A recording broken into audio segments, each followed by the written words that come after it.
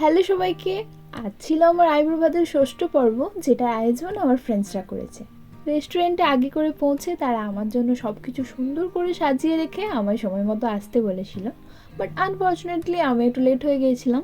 ভীষণ সুন্দরভাবে তারা সব কিছু অ্যারেঞ্জ করেছে আমায় সারপ্রাইজ দেবে বলে। আমার তো ভীষণই ভালো লেগেছে। এখানে আমি বুঝতেই পারছিলাম না কীরকম রিয়াকশন দেবো তাদের।